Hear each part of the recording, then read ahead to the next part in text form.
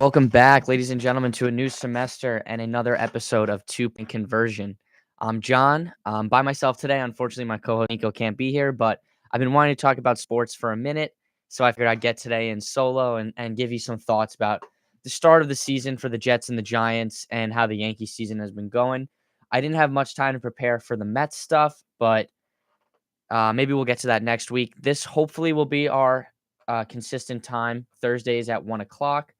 We could give you a good 50 minutes about New York sports, what's going on, updates, predictions, and just our thoughts. Me and Nico like to keep it light. We have a good banter back and forth.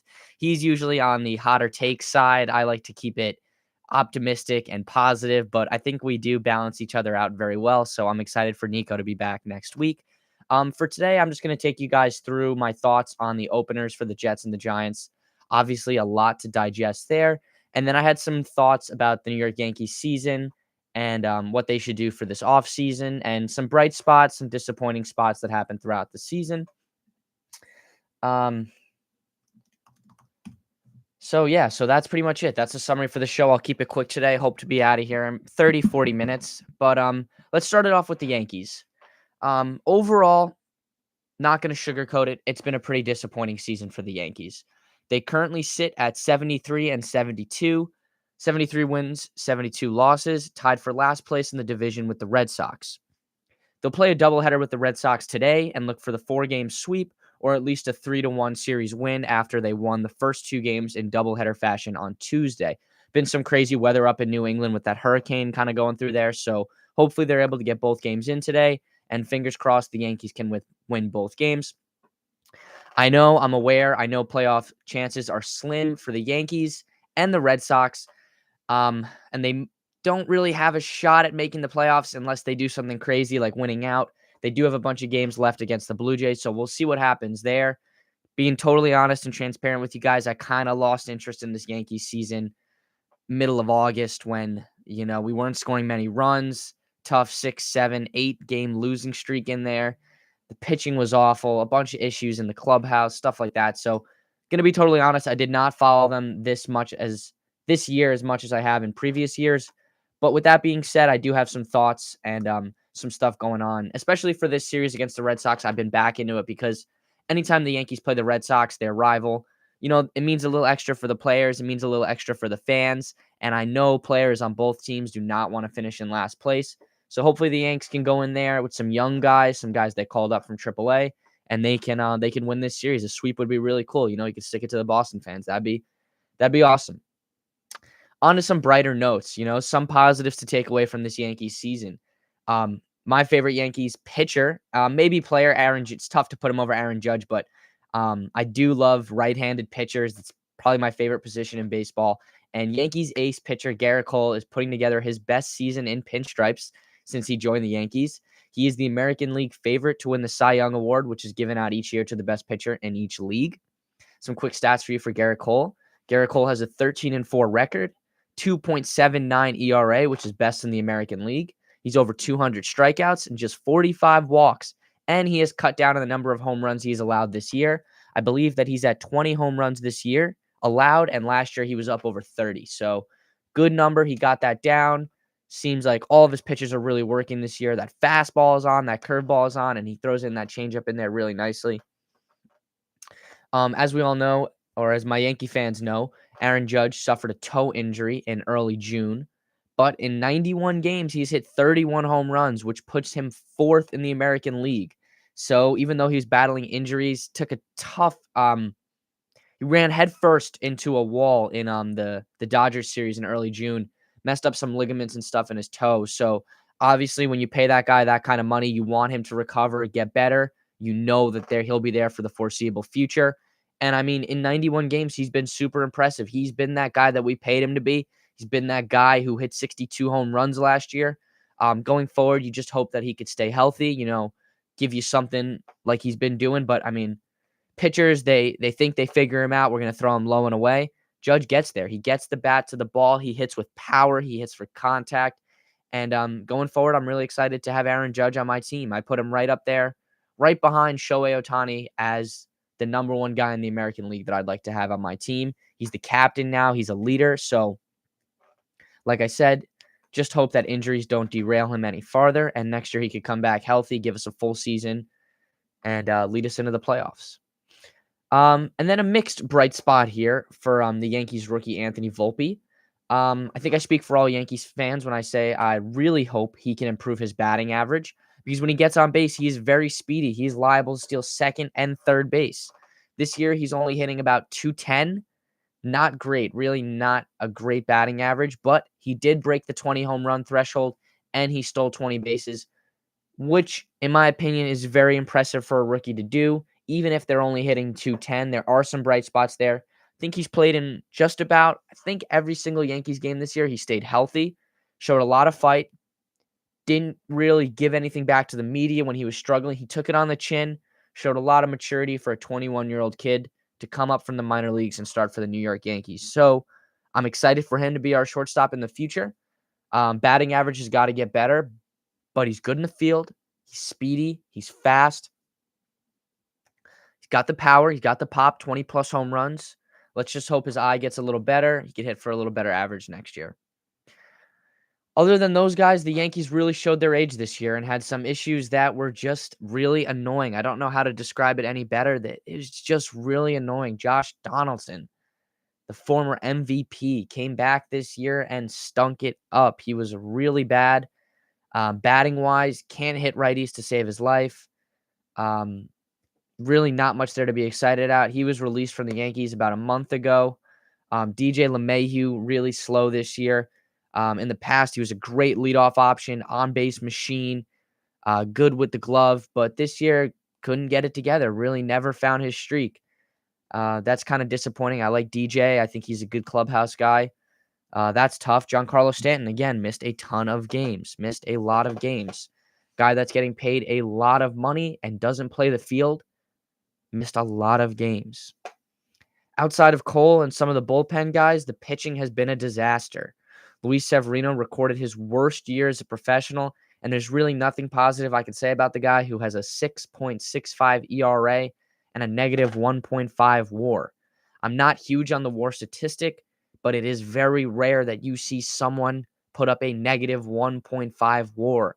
He was supposed to be that Yankees bounce back guy. He was supposed to be the guy, third or fourth spot in the rotation, that throws gas, dominates righties. Didn't see any of that this year. Not even a touch of it. Really nothing there to be excited about.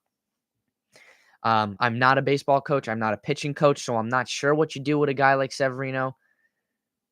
Maybe put him through spring training next year, see if he shows any signs of improvement, but not much confidence there going forward. Pitching, staying on pitching. Nestor Cortez missed a lot of the year with injury, most of the year. He was supposed to be our lefty, really good year last year. He was an all-star last year. Didn't see much from him this year. The Yankees' big offseason signing, Carlos Rodon, missed the first half of the year with back injury. That was really disappointing because before the season started, I was really, really, really looking forward to the 1-2 punch of him and Garrett Cole. Garrett Cole coming out as your ace. You're like, opposing teams are like, oh my God, we can't hate Garrett Cole. He's lived up to my expectations. He did exactly what I expected of him this year and then some. And then I was like, it's going to be so difficult for teams. You got to face Cole, this crazy righty, throws gas, is tough to hit against. And then the next day you got to come out and face Rodon, this lefty who's a strikeout machine. We are going to torture teams. We're going to make teams so frustrated. And he missed the whole first half of the year. Didn't play. Back injury, back spasm. I don't know what it was. Back tightness. Missed the entire first half of the year. I was so disappointed so many times this year when I was like, man, if we had that extra pitcher in there, it would be awesome. Didn't see anything from him. Finally, comes back after the All-Star break, and he's 3-5, 3 wins, 5 losses with a 6.14 ERA. Watched a couple games this year that he pitched in, and he got absolutely shelled. Did not use the fastball well. That curveball is hanging right over the middle of the plate, waist high, just setting batters up to just mash it for extra base hits and home runs. So what scares me about that situation is that he is due over $135 million over the next 5 years. Big commitment to Rodon, and he hasn't shown much to be excited about. I will say I watched some of the game on Tuesday night against the Red Sox. He looked really good in that game. Gave up a home run on the first pitch of the game. After that, 9 strikeouts, no other runs allowed. Yankees come away with a win. So that was pretty awesome. You hope that that could spark something within him. As the season winds down, he can decompress, take a step back, find that same greatness he had with the White Sox and with the Giants, and bring that to New York next year and going forward. Because, like I said, the Yankees are into him for $135 million over the next 5 years. So we need something there, Rodon. We need it. And then the final pitcher I wanted to bring up is Domingo Germán. For all my Yankees fans out there and baseball fans, Domingo had a really special moment this season when he threw the 24th ever perfect game in MLB history on June 28th. For anyone out there who's not a huge baseball fan, a perfect game is 27 batters up, 27 batters out. No walks, no hits, no hit by pitches either. No one on base. It's very, very, very difficult to do and requires luck and the right night and the right defense and everything just to go right. And that was a really special moment for the Yankees this year, probably one of the highlights of the season. Like I said, he's just the 24th guy to ever do that in baseball's over 100-year-long history. So that was awesome. And then just when you're riding that high, you're looking forward to Domingo. He just did something so special. He gets dismissed from the team and sent to rehab for being drunk in the locker room on apparently several occasions. Just absolutely craziness, super unprofessional. I hope that he can get the help that he needs. But at the same time, it's not so easy to forgive Germán, who was suspended for 81 games in 2020 due to a domestic violence incident. So, strike one and strike two. I believe that everyone does deserve a second chance, but it seems like he already got his second chance and he struggled. So off the field, I hope he gets the help he needs, but going forward, I'm really not sure that's a guy you can bring back, even though he threw a perfect game. Some hot takes here for you guys at the end of my Yankees segment. I'll be wrapping this up shortly.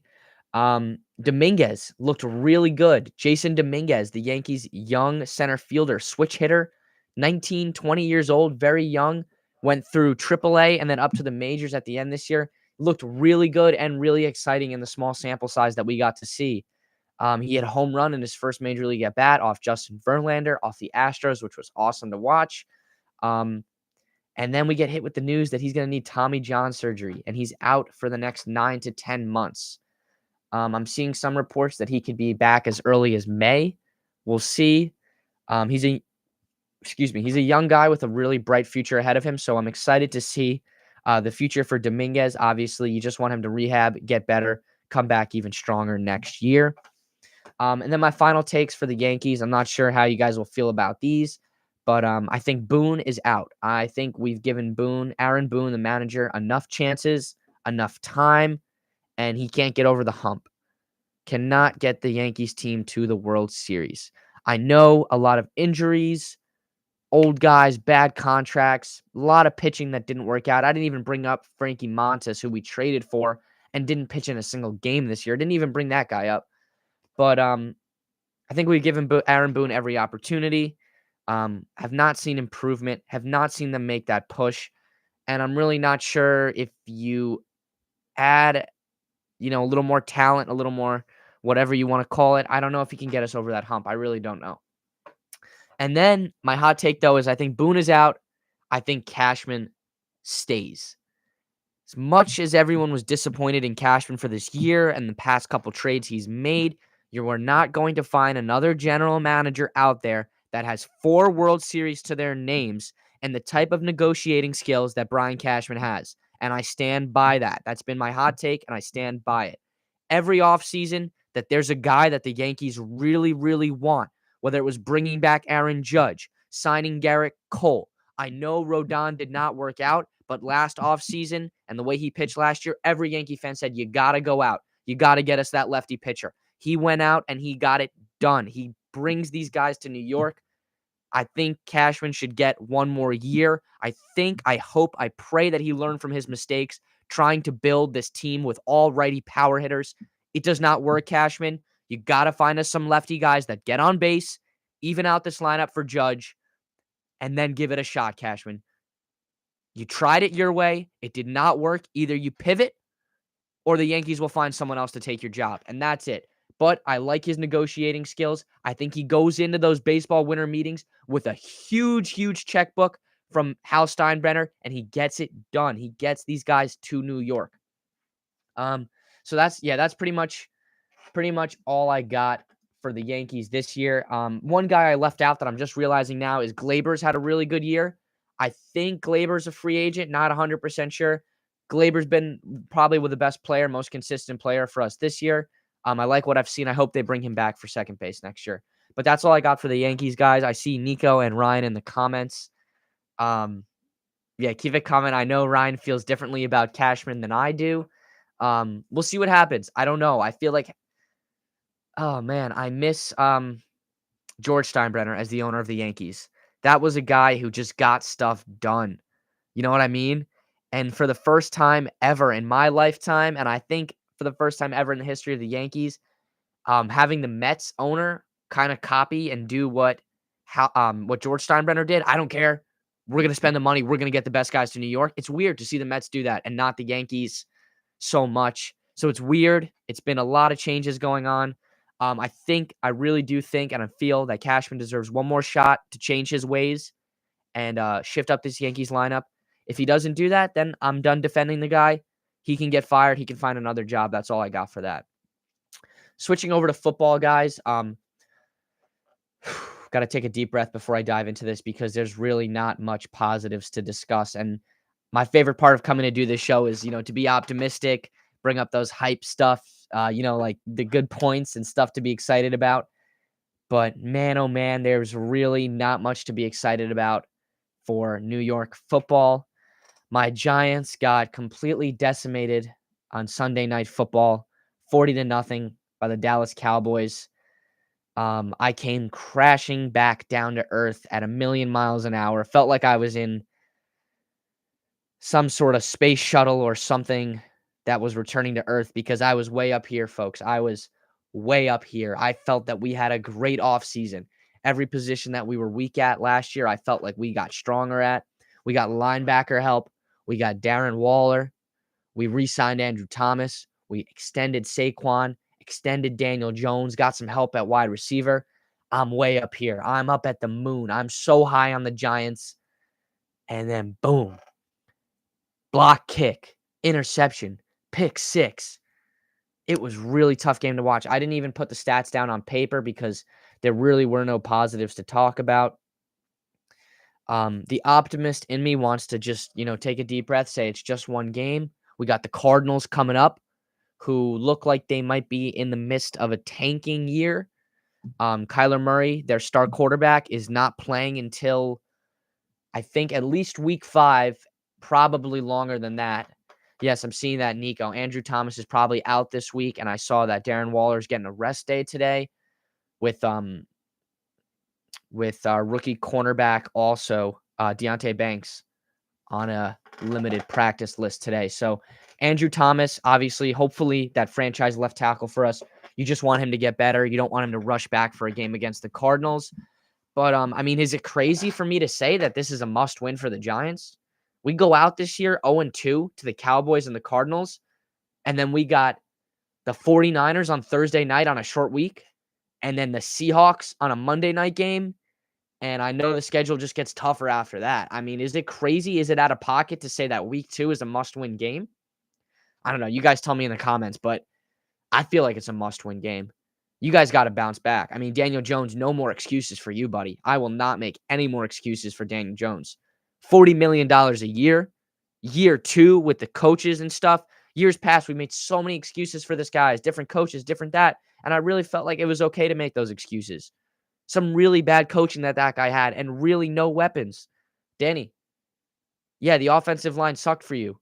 But you got to figure something out. You still missed some throws, buddy. There were a couple throws. You had an open pocket.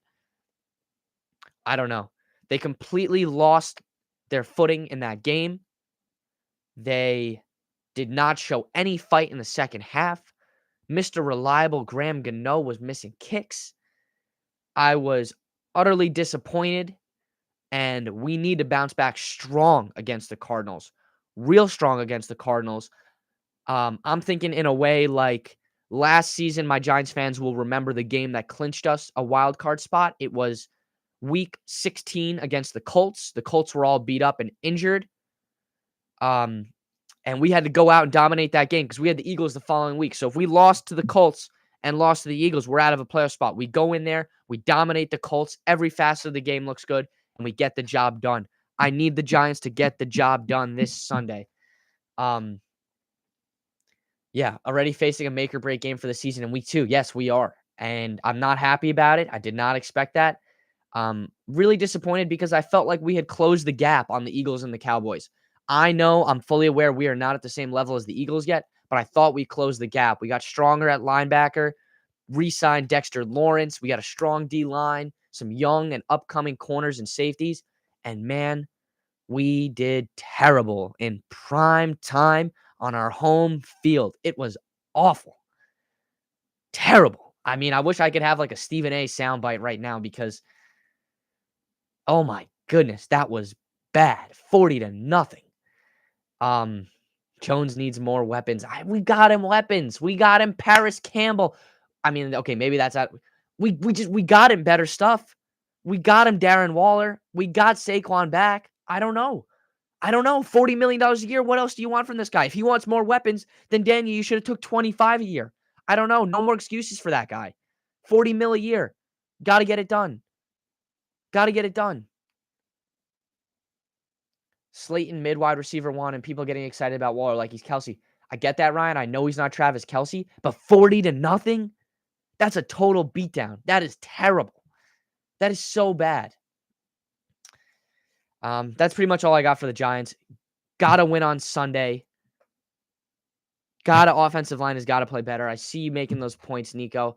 I'm not an offensive line coach. Offensive line, I feel like, is hard to judge for fans because there's not a ton of stats you could go on. I know all the stats for the O-linemen were horrible, but then what are we doing? We got to get better. This is not the year to stink it up. After winning a playoff game, take a step back. That is so disappointing. Really disappointing. Fingers need to be pointed. People need to take accountability. I don't know. They need to do something because really tough start to the season. That's pretty much all I got for the Giants. I really hope they bounce back against the Cardinals. I got to move on. That was giving me a headache talking about it. Final segment for the day. We're talking New York Jets. Very similar vibe for the Jets as the Giants, although the Jets were able to get a week 1 win. Good for them. I was happy for them on the anniversary of 9/11. That was big for the Jets, big for that team. Obviously, the big news, Aaron Rodgers is a ruptured Achilles, and is done for the season. I feel terrible for the Jets and their fans. There was so much hope and optimism for this team, and Aaron Rodgers goes down on the very first series without even completing a pass. After such a great and dramatic entrance, he ran out onto the field with the American flag on the anniversary of 9/11. You saw them on Hard Knocks. You felt like you were there in the locker room with those guys, going through all the struggles, all the trials and tribulations, and you were rooting for the Jets. Even if you aren't a Jets fan, I felt like, come on, Jets. This is your year, guys. And on the first series, Aaron Rodgers goes down and is officially done for the year. Bright spot for the Jets, they were able to win that game.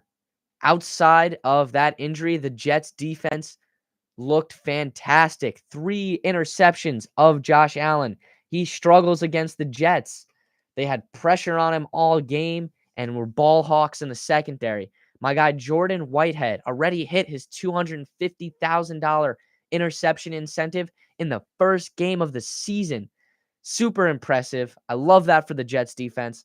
I got him in fantasy. If they're on the waiver wire in your league in fantasy, I suggest you pick them up. Quinnen Williams looked good. His older brother, I forget the first name, but the older Williams brother looked very good, making a lot of tackles. Sauce Gardner was going back and forth with Stephon Diggs all night, and Jordan Whitehead stole the show. 3 interceptions for my guy. That is awesome for the Jets defense, man. Robert Saleh was fired up.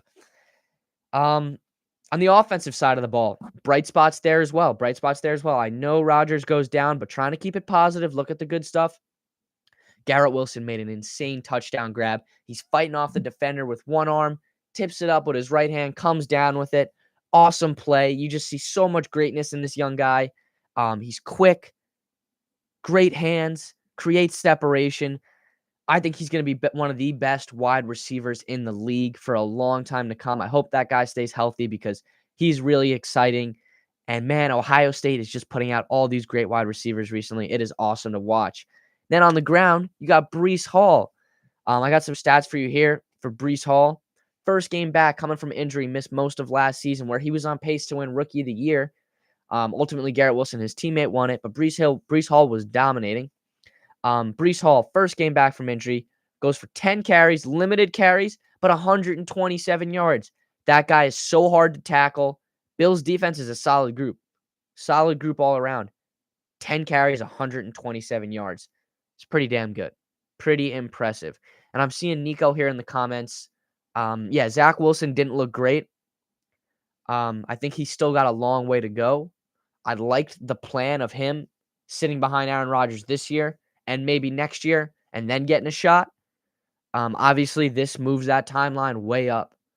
Now, the Jets have three options. They ride it out with Zach Wilson. My friend made a good point last night. He liked what he saw in Hard Knocks when Zach Wilson was playing quarterback, and he had Aaron Rodgers in the ear. I don't know if that's an option. I know Rodgers has to rehab, do a lot of work to get back. But maybe if you have the offensive coordinator and Rodgers in the ear, that can help that young man progress much quicker along the way. We'll see. It's option number one. You ride it out with Zach Wilson, see what he could do. Option number two, you go out and sign a veteran free agent. Some of the names I've been hearing for that are Matt Ryan, who's not officially retired, even though you may have seen him in the TV booth last week. Nick Foles, free agent. There's some other names out there. I should have listed them here. But my favorite option for the job, I think you go out and you trade for Gardner Minshew. And before you get on my case about that, let me give you some stats on Minshew and what he can do. I really think the Jets have a championship roster. They've entered their championship window. I could say that the guys around Rodgers are that level. I really do believe that. If the Jets coaches do not have confidence in Zach Wilson, they need to go out and sign a veteran or make a trade quickly. You do not want to lose the momentum you have going. Personally, my favorite man for the job is Gardner Minshew, who's a backup on the Colts. He has shown flashes of leading a football team in the past. Now, hear me out. In 2 years with Jacksonville, the record wasn't great, but you have to remember they were tanking for Trevor Lawrence. He had 20 starts in 2 years for the Jaguars, 7-13 record. I know that's not great, but the team was really bad. He threw for 37 touchdowns and 11 interceptions, and I couldn't tell you one Jaguars wide receiver who was on the team when he did that. Really, no superstars there in Jacksonville. They were tanking for Trevor Lawrence. They had back-to-back number one overall picks. The Jacksonville Jaguars were in a bad spot. They were really bad. 37 touchdowns, 11 interceptions. And I don't even think you have to go out and ask him to do that much with this Jets team. You got to be a game manager, give the ball to Breece, give the ball to Dalvin Cook. The defense will back you up. You got Garrett Wilson, Allen Lazard. Gardner, you don't have to go crazy. Be smart. Don't turn the ball over. He's my favorite guy for the job. I've been hearing rumors, stuff that Matthew Stafford might be available for trade. I don't know how that works with cap space. I don't know. I know Rodgers is injured, so I don't think it affects the cap. It goes to I don't know how it works. I could do more research for you guys next week on that. Maybe we'll have more news about what the Jets want to do.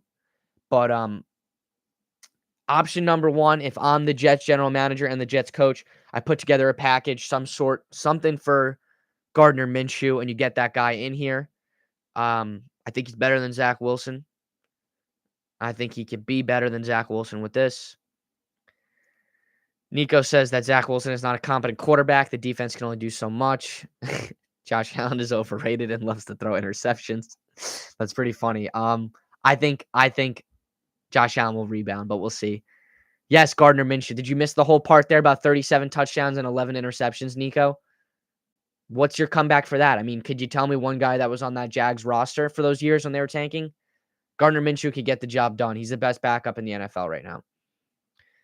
I know Ryan said Matt Ryan, but man, he looked terrible last year in Indianapolis. He barely survived that. I thought his body was going to break down on him. Really didn't see much to be inspired there. He could sling it. He's got a good arm, but the Jets don't need a gunslinger. They need a game manager. You got Brees, you got Dalvin. I don't think you need to put up what the Dolphins did, 34 points a game to win. I don't think you need to do that.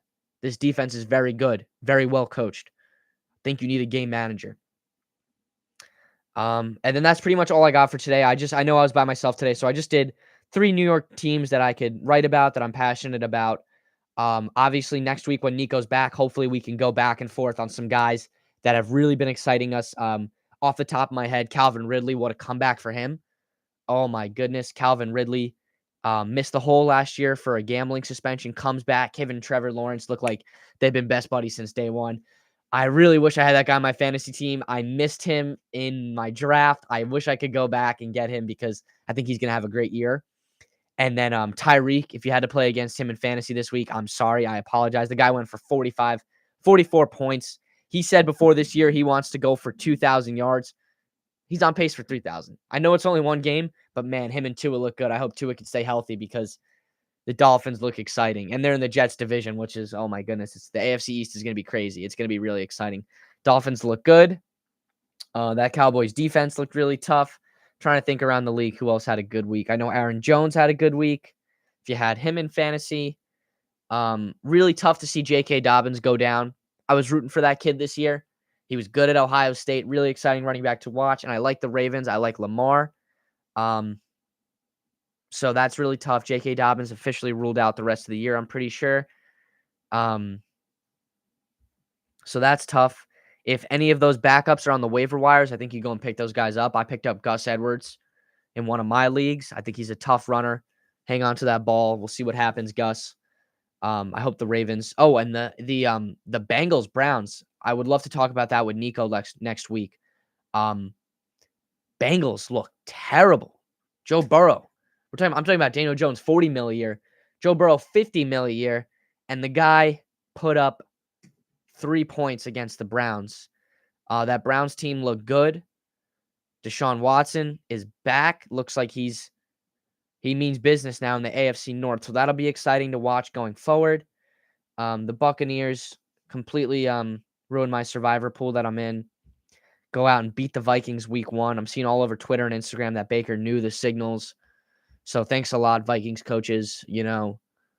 Just Baker knows what you're doing. Let's just keep the same signals. What is this? The Astros? I don't know. That was terrible. Luckily, it's a two lives, double elimination. So I get another week here. I have no idea who I'm going to pick. All my confidence is way down, but we'll see. So I'm excited that football is back. We got a Thursday night game tonight. I'll give you a quick prediction. I don't even know who's playing tonight. I've been super busy. We got the Vikings. Maybe you could switch up your signals this week, Vikings, because you got the Eagles, who didn't look too great against the Patriots. They got the win, but I was expecting a blowout in that game, and the Patriots look pretty good. Just when you start to doubt Bill Belichick and you start sleeping on Bill Belichick, there go the Patriots again. So Mac Jones looked good. He had a good week. Hunter Henry had a good week. Jacoby Myers, I think, was the guy that they signed from the Raiders. He had a really good week. Juju's there as well. Ramondre. So we'll see what the Patriots can do. I think the Eagles beat the Vikings tonight. Justin Jefferson is exciting to watch. Jordan Addison is exciting to watch. But I think the Eagles get it done. Thursday night football. Score-wise, I think it's going to be... let's go Eagles 30, Vikings 24. And let's say DeAndre Swift first touchdown score. That's what I think. That's just my take. Or Jalen Hurts sneaks it in from the 1-yard line. Jalen Hurts first touchdown score. Okay? That's my predictions for Thursday. Eagles over the Vikings.